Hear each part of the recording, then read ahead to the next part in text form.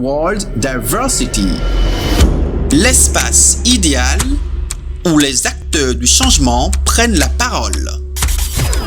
Entrepreneurs, décideurs, personnalités politiques et bâtisseurs d'un avenir durable, partagez votre vision et votre engagement pour une Afrique forte et influente. Animation, Mr. Mac, invité spécial, Elena Yemangoui.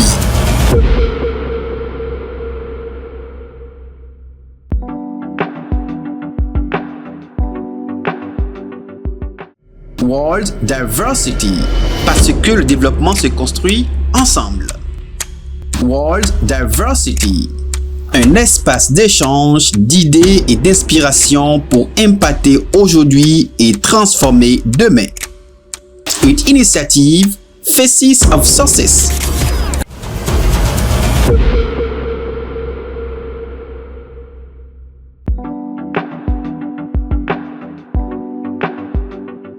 Mesdames et messieurs, bonsoir ou bonjour. En tout cas, nous, on enregistre cette édition de votre podcast dans la soirée. Il est actuellement 15 heures passées de 8 minutes exactement. GMT plus 1 ce jour, donc où nous enregistrons ce podcast. Nous sommes lundi 17 février 2025. Je suis Armand Koudio. Je suis très heureux de vous accueillir une fois encore dans notre podcast pour parler d'une nouvelle thématique qui sera non seulement une thématique assez spéciale, ce sera un peu, je vais dire, en parallèle à ce que vous avez déjà écouté jusque-là dans nos différents podcasts. Je suis Mr. White, votre host, et je reçois pour vous aujourd'hui avec grand plaisir Madame Elena. Je vais lui laisser le soin de se présenter tout à l'heure et nous allons donc rentrer dans le vif du sujet. C'est dans quelques secondes.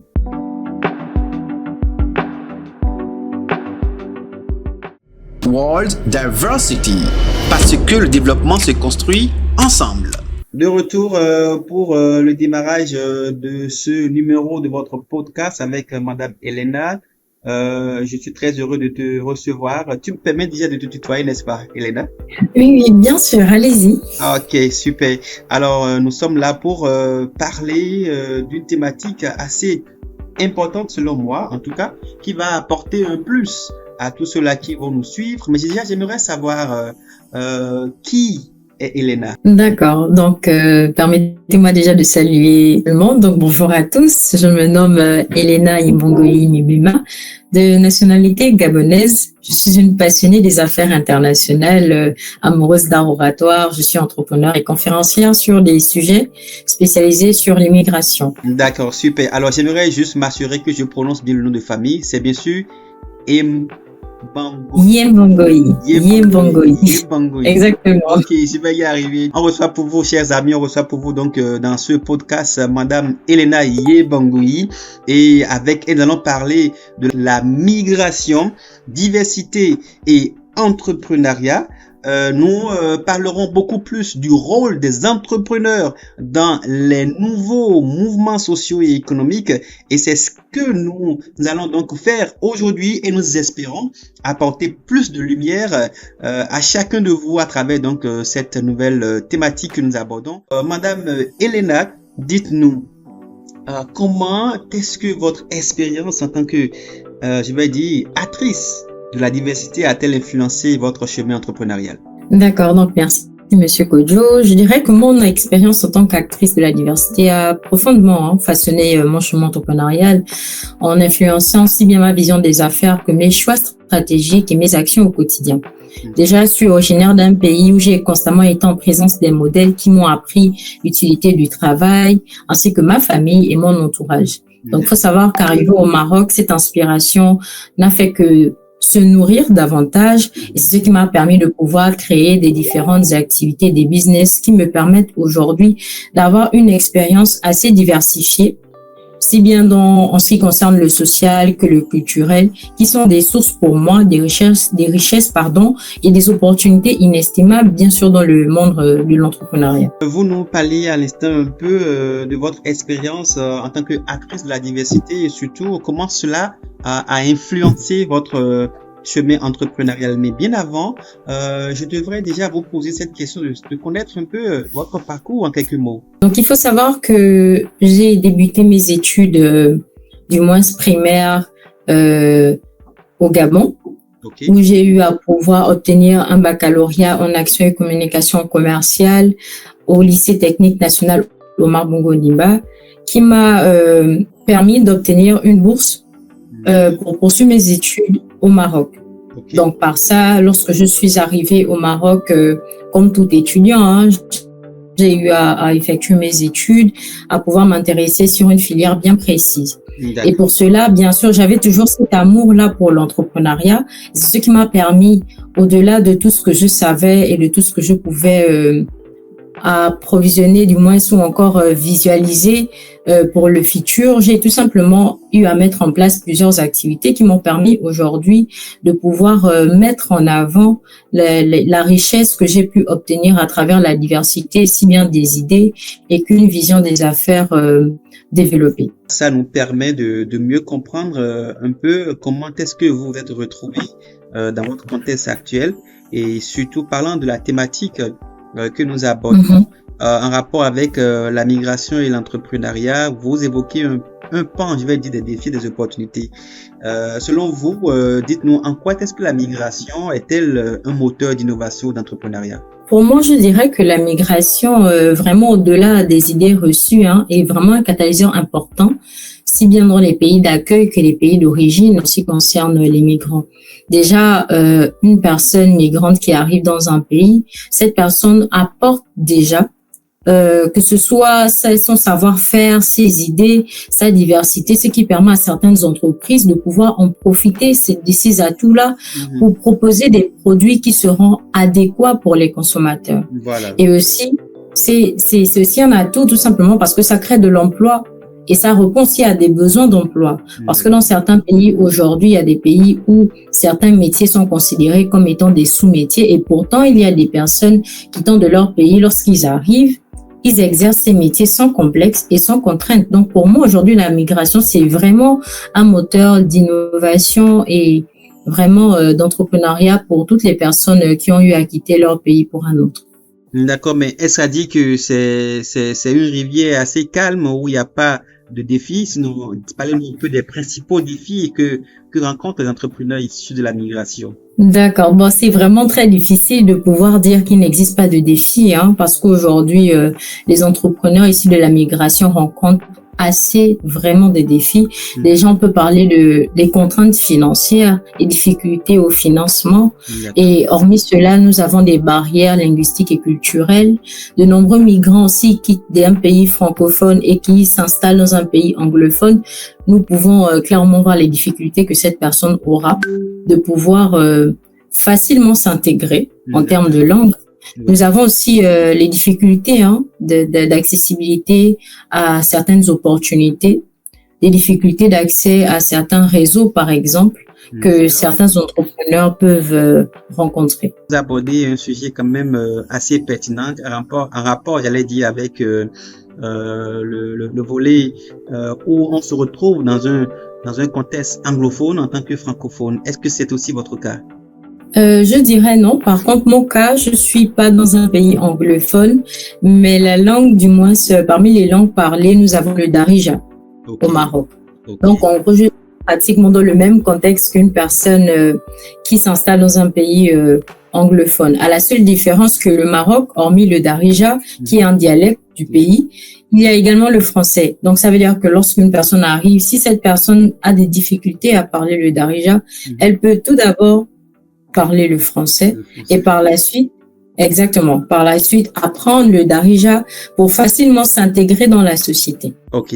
En tout cas, nous, à Faces of Success, nous avons également des compétences pour permettre à toutes les personnes qui veulent apprendre à parler anglais à le faire aisément. Et je voudrais profiter de cette occasion pour vous offrir un cadeau. À n'importe quel moment vous avez envie de faire une formation en anglais, on ne sait jamais, vous allez vous retrouver peut-être un jour aux États-Unis, au Canada, au Royaume-Uni. Vous avez envie de faire une formation, pensez à nous. Vous avez une place chez nous gratuitement pour pouvoir intégrer l'un de nos programmes. Merci beaucoup, Monsieur Kodjo. C'est moi.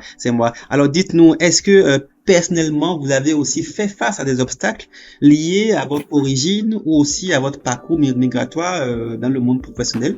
Parce que lorsqu'on vit dans un pays, il y a le volet social, mais aussi il y a le volet professionnel.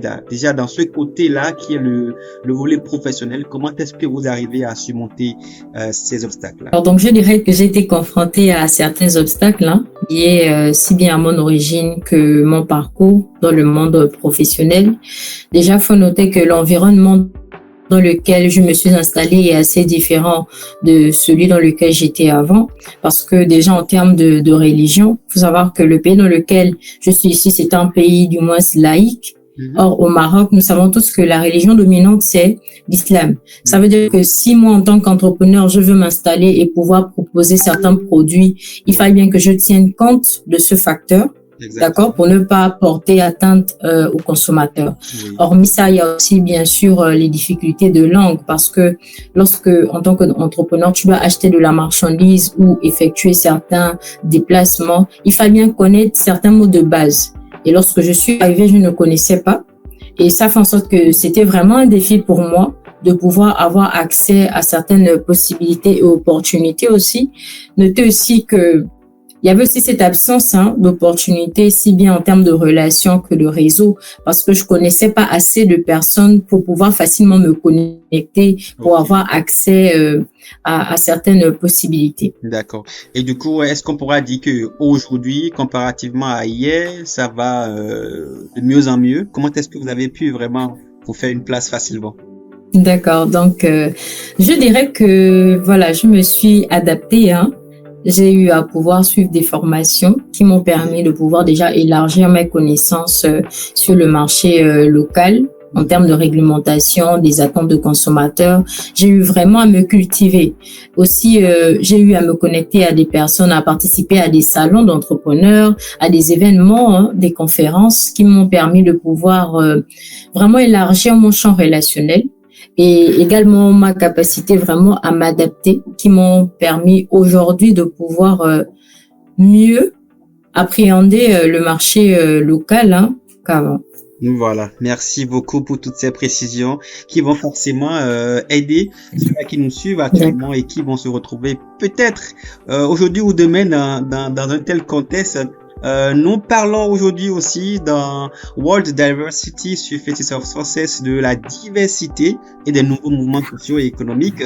Et à ce niveau, j'aimerais demander à notre chère invitée, Madame Elena, de bien vouloir nous expliquer comment est-ce que la diversité culturelle peut, elle, être aussi une force dans le monde entrepreneurial. Merci, Monsieur Kojo. Je dirais qu'aujourd'hui, la diversité culturelle est vraiment indispensable.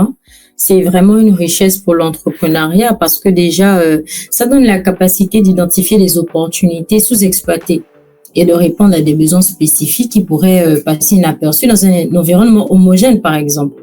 Donc aujourd'hui, cette diversité, du moins, enrichit les entreprises en apportant vraiment des perspectives assez variées. Je dirais aussi que cette diversité améliore aussi la capacité d'adaptation.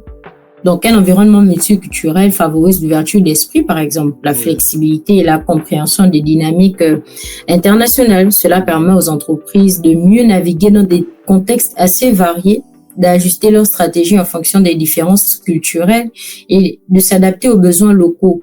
Donc, aujourd'hui, pour toutes les entreprises qui aimeraient vraiment gagner en part de marché, s'ils veulent le faire, ils peuvent tout simplement élargir leur champ culturel et s'intéresser à une cible plus élargie, du moins ne pas proposer des produits uniquement, par exemple, pour des Africains, proposer des produits pour tout type de personnes, tout type de nationalité, pour que chaque client puisse se sentir concerné par le produit proposé. Et c'est vraiment cet élément-là qui favorise vraiment cette diversité culturelle de l'entrepreneuriat. Et à ce niveau, est-ce que vous pensez aussi que les politiques économiques actuelles facilitent ou freinent l'intégration? Je dirais qu'il existe un travail de fond très louable qui est réalisé depuis des années pour faciliter l'intégration des entrepreneurs migrants. Par exemple, le guide politique pour l'entrepreneuriat des migrants et des réfugiés publié en 2018 par la Conférence des Nations Unies sur le commerce et le développement, l'Organisation internationale pour la migration, qui à aborder tous ces effets positifs de la migration sur la croissance économique et le développement. Donc, c'est dans cette optique que plusieurs recommandations et mesures concrètes ont été proposées pour surmonter aux obstacles auxquels font face les migrants et les réfugiés entrepreneurs, tels que l'accès au financement. Aujourd'hui, ces politiques ont été mises en place pour faciliter l'obtention des prêts et des investissements, pour permettre aux entrepreneurs de démarrer, de développer des activités dans les pays dans lesquels ils s'installent. Il y a aussi la simplification des procédures administratives, la reconnaissance des qualifications professionnelles, parce qu'aujourd'hui, il y a des entrepreneurs qui ont eu à obtenir des diplômes dans leur pays d'origine, mais lorsqu'ils s'installent dans un nouveau pays, si ces pays-là ne reconnaissent pas les diplômes qu'ils ont obtenus en amont, il sera difficile pour eux de pouvoir les exercer dans le pays en question. Donc, voilà. Donc, il y a tous ces éléments-là, mais il y a aussi la promotion des réseaux de soutien, encourager la création de réseaux, de formation des entrepreneurs. Par exemple, lorsque nous avons évoqué le souci de langue en amont, ils ont aussi ces politiques qu'ils ont eu à mettre en place pour former des entrepreneurs qui ont des difficultés linguistiques à pouvoir facilement s'intégrer. Donc vraiment, il y a un travail de fond qui s'effectue et pour moi, je peux dire que c'est vraiment une lueur d'espoir pour une intégration économique réussie et cela témoigne vraiment d'une volonté d'inclure les entrepreneurs migrants dans le tissu économique. Donc je peux dire exactement qu'il y a un travail qui s'effectue aujourd'hui, contrairement aux années antérieures. Super. Je rappelle que je vous ai découvert à travers vos publications qui ont en quelque sorte suscité notre curiosité. Alors pour ceux qui ne sont pas encore abonnés à Madame Elena Yebangui. Ok, autant pour moi. J'y arriverai forcément. Du coup, ceux qui sont pas encore abonnés à la page sur nos comptes LinkedIn de Madame Elena Yebangui, nous allons mettre en commentaire donc de ce podcast le lien vers son profil. Cliquez, abonnez-vous à son profil, vous allez vraiment aimer ses contenus. Elle fait un travail vraiment très intéressant. Alors, à votre avis, Madame Elena, quel rôle jouent on va dire, pour finir, les entrepreneurs de la transformation sociale et économique des sociétés d'accueil? Donc, je dirais que les entrepreneurs jouent un rôle vraiment assez crucial dans la transformation sociale et économique des sociétés d'accueil.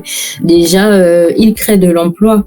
Aujourd'hui, nous parlons de Elon Musk, mais si on se renseigne bien sur ses origines, Elon Musk n'est pas américain. Voilà. Mais si Elon Musk ne s'était pas, par exemple, installé aux États-Unis, je pense qu'il n'aurait pas eu toutes ces personnes qui sont embauchées par lui. Justement. Donc, il faut savoir que les entrepreneurs génèrent vraiment des emplois, non seulement pour eux-mêmes, mais aussi pour d'autres personnes de leur communauté.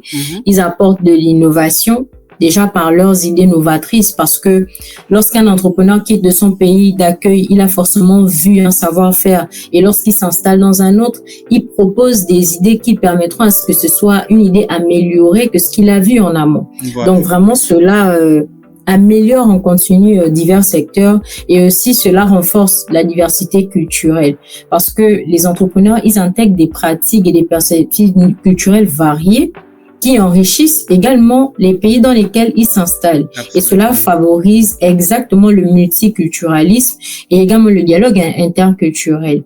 Donc, pour finir, je dirais aussi que les entreprises créées par des entrepreneurs génèrent des revenus fiscaux pour les collectivités locales parce que les entrepreneurs, lorsqu'ils sont dans ces pays-là, ils payent des taxes, ils payent des impôts et toutes ces taxes, reviennent aux pays dans lesquels ils sont installés. Exactement. Donc, vraiment, ces personnes-là participent à la vie active. Du moins, ils favorisent le tissu économique des pays en question. Donc, vraiment, les entrepreneurs sont vraiment des acteurs clés dans la mobilisation des ressources de l'engagement communautaire. Nous avons des entrepreneurs qui créent des organisations. S'il faille parler de l'aspect social, aujourd'hui, il y a des entrepreneurs qui créent des fonds à l'endroit, par exemple, des enfants défavorisés, à l'endroit des orphelins. Et tous ces fonds-là, ce sont des pays dans lesquels ils sont installés qui en bénéficient. Voilà. Donc, vraiment, les entrepreneurs ont vraiment un rôle assez important aujourd'hui qui ne doit vraiment pas être négligé. Super. Entrepreneur d'ici d'ailleurs ou que vous vous trouvez actuellement, vous nous suivez, recevez donc ce cri de cœur de Madame Elena et de moi-même pour dire en tout cas que chacun de nous, à notre niveau, nous faisons un travail qui bénéficie non seulement nos sociétés d'accueil, mais aussi nos pays d'origine, puisque c'est l'Afrique qui gagne, on le dirait, n'est-ce pas? Exactement. Ok. Impact et vision pour l'avenir. Nous parlons également de cela dans ce podcast avec Madame Elena. Nous allons donc aborder quelques conseils. Quels sont donc les conseils que vous donneriez, par exemple, aux migrants ou aux personnes issues de la diversité qui également veulent entreprendre, d'accord, mais qui hésitent encore. D'accord. Donc, mes 3 conseils, j'aimerais les résumer en 3 mots Ok. qui sont croire, se lancer et ignorer. Qu'est-ce que je Super. veux dire par là?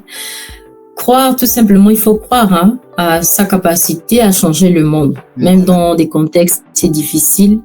Il faut savoir qu'on a un potentiel et c'est vraiment ce qui fait la différence. Se lancer, c'est vraiment le fait de passer à l'action. Parce que l'entrepreneuriat, avant tout, est une question d'action. Oui. Donc, moi, je n'aimerais pas encourager ces personnes qui ont toujours des excuses parce que les excuses ne nous rendront pas riches. Ok. Donc, si des personnes ont pu réussir en étant des personnes migrantes, c'est que ces personnes aussi peuvent le faire. Donc, nous ne devons pas laisser des difficultés actuelles nous faire croire qu'on n'est pas capable et aussi ignorer, parce que les voix décourageantes autour de vous, vous serez forcément confronté à des personnes qui vont vous dire que c'est difficile, c'est pas possible en tant que migrant de pouvoir réussir dans ce pays, mais il faut vraiment faire abstraction de ça. Il faut vraiment filtrer ce que l'on entend, vraiment opter pour des critiques constructives, vraiment cultiver cette confiance en soi et ne pas laisser la peur vous priver de l'opportunité de contribuer au monde.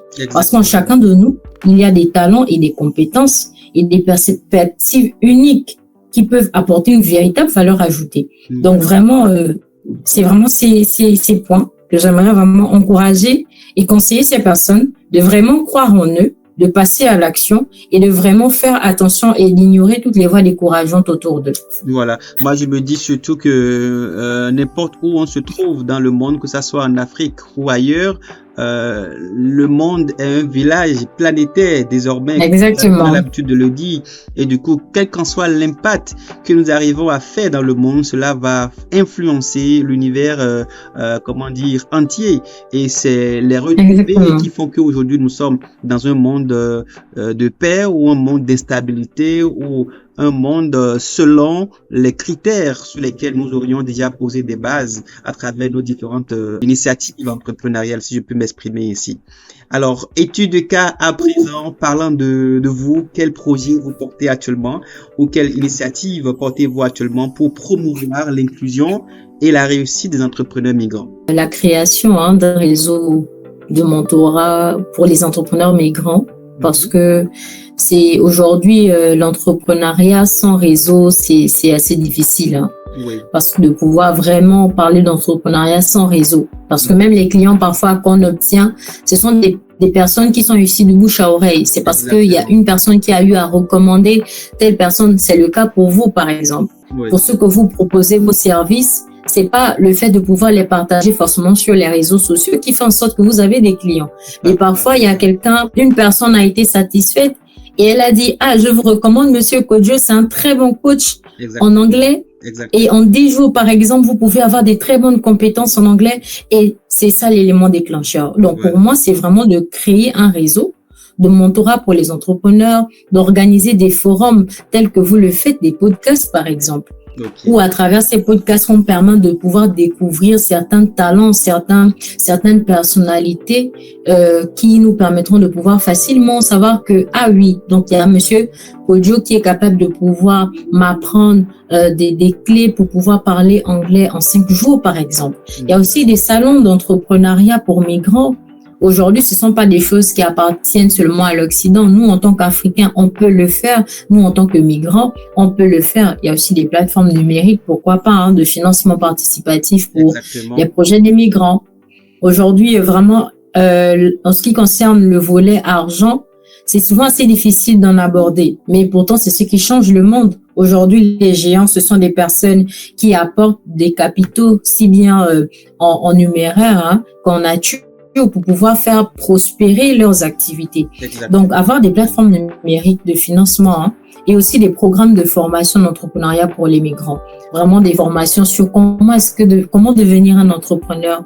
Tous ces éléments-là qui permettront à ce que même les personnes qui n'ont pas forcément voulu être entrepreneurs seront incitées à pouvoir être ainsi et pourquoi pas obtenir une indépendance financière. Donc, c'est vraiment pour moi ces initiatives. Ça me donne déjà des idées sur le champ et je voudrais déjà profiter une fois encore pour vous informer, Madame Elena, que au sein de Faces of Success, il y a aussi on va dire une coalition, sinon une synergie d'action dans laquelle nous avons aujourd'hui ce qu'on appelle l'Organisation des jeunes leaders de l'Afrique de l'Ouest. C'est un mouvement qui part de l'Afrique de l'Ouest, mais qui a pour envergure ou pour vision d'englober toute l'Afrique en général. Et dans cette organisation, par exemple, vous avez des jeunes de par l'Afrique qui sont des membres et qui ont besoin des connaissances, qui ont besoin qu'on leur donne de ces genres d'informations que vous partagez ici. Et je profite déjà pour vous manifester notre volonté de vous avoir parmi nos mentors, si vous le permettez bien entendu, afin de pouvoir continuer ce travail que vous êtes en train de faire par cette émission, parce que rien ne nous prouve que tout le monde aura accès à cette émission. Et même si c'était le cas, la répétition n'a-t-on pas dit qu'elle est pédagogique. Donc cela nous ferait beaucoup plaisir de vous avoir en tout cas dans notre collège de mentors pour pouvoir accompagner nos jeunes, leur parler, leur donner de ces genres d'informations afin de pouvoir véritablement insuffler donc cette énergie dont nous avons besoin pour transformer le visage de l'Afrique. Très bien, Monsieur Kodjo. Vraiment, je loue vraiment votre travail et vraiment votre amour vraiment pour ce développement de ces jeunes talents. Merci infiniment. Alors, on va vous demander à présent où est-ce que vous voyez, je vais dire, l'avenir de l'entrepreneuriat migratoire d'ici les 5 à 10 années. C'est une question assez subtile. Quand je m'apprêtais à la glisser dans ma liste de questions pour vous, je me demandais, mais comment est-ce qu'elle va s'y prendre? Alors, c'est le moment pour moi de vous écouter, Madame Elena. D'accord. Donc, pour moi, je dirais que l'avenir de l'entrepreneuriat migratoire dans 5-10 ans est vraiment très prometteur. Si et seulement s'il y a cette combinaison de la digitalisation, des opportunités d'inclusion, de soutien financier renforcé et de l'innovation sociale et économique. Oui. Cela offrira aux entrepreneurs migrants des perspectives de réussite plus larges et plus durables. Parce qu'aujourd'hui, comme on dit, les illettrés de demain, c'est vraiment ceux qui feront abstraction de tout ce qui est innovation, tout ce qui est intelligence artificielle. Donc vraiment, pour moi, dans 5-10 ans, un bon entrepreneur, c'est celui qui sera à même de pouvoir intégrer dans son activité l'intelligence artificielle, intégrer dans son activité la digitalisation et tous ces efforts qui permettront de pouvoir vraiment élargir son champ de vision pour être un entrepreneur qui s'adapte véritablement au contexte et au temps dans lequel il est. D'accord. Merci infiniment. Mesdames et messieurs, merci de nous suivre. Surtout, nous sommes très heureux de pouvoir compter sur votre écoute, sur vos partages, sur vos commentaires, aussi sur vos questions à l'endroit donc notre invitée du jour, Madame Elena. Elle suivra bien entendu cette émission aussi comme vous. Elle répondra aussi à vos questions en commentaire. Donc, n'hésitez pas à nous suivre aussi bien sur LinkedIn que sur notre chaîne YouTube Faces of Success. Nous abordons donc la dernière partie de notre entretien dans ce numéro de votre podcast Messages et inspiration. Quelle est donc la leçon que vous retenez de votre parcours, Madame Elena? Donc, j'ai pas encore terminé mon parcours, mais ce que je retiens maintenant, c'est que la confiance en Dieu et en soi, associés à la foi en ses rêves, sont des fondements essentiels pour accomplir des choses extraordinaires. Ok. Alors, dites-nous aussi si vous devrez donner un message d'encouragement aux entrepreneurs issus de la migration, quel serait donc ce message? Je dirais aux entrepreneurs issus de la migration, ne vous découragez pas. Ne vous découragez pas. Vous avez surmonté des obstacles que beaucoup n'ont jamais imaginés. Et cette résilience est la clé de votre succès. Donc, n'oubliez jamais que l'entrepreneuriat ne se limite pas à une idée, mais à la passion, à l'action et à la détermination et à sa capacité à avoir des opportunités là où les autres ne voient que des défis. Donc, ne vous découragez pas, croyez en vous, apprenez et entourez-vous des bonnes personnes et persévérer et gagner de l'argent. Merci infiniment. Où est-ce qu'on peut vous suivre? Je pense que j'ai parlé tout à l'heure de votre compte LinkedIn. Et s'il y a d'autres sites Exactement. ou un autre réseau social sur lequel on peut vous suivre? Donc, pour le moment, je dirais LinkedIn et Instagram. Je suis pas très active sur les autres réseaux sociaux, c'est uniquement pour mes activités, on va dire uniquement pour mes activités. Donc, pour toutes les personnes qui aimeraient me suivre, ils peuvent tout simplement s'abonner sur LinkedIn et sur Instagram, sur le nom de Elena Yebangoyi, tout simplement. Merci beaucoup. Vous êtes Madame Elena Yebangoyi. Je m'habitue finalement au nom de famille. Exactement. Un dernier mot pour notre audience.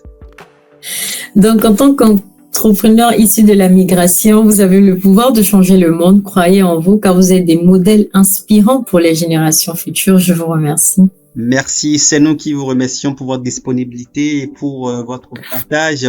Un entretien riche, en tout cas, j'en ai appris beaucoup et je vous remercie infiniment. Vous êtes chez vous désormais à Faces of Success et pour nos projets à venir, nous comptons bien figurer dans un petit bouquin que nous allons donc intituler Faces of Success pour pouvoir faire parler de ces personnes-là qui ont cru en nous, qui ont cru en cette émission et qui viennent partager de façon désintéressée, avec grande joie, leur connaissance avec notre audience. Merci à vous, Madame Elena. Je vous souhaite le bonheur et tout le meilleur du monde. Merci beaucoup. Merci vraiment pour ce privilège. C'est moi qui suis vraiment tout honorée. Merci et à nous revoir donc pour d'autres numéros avec vous. À très bientôt.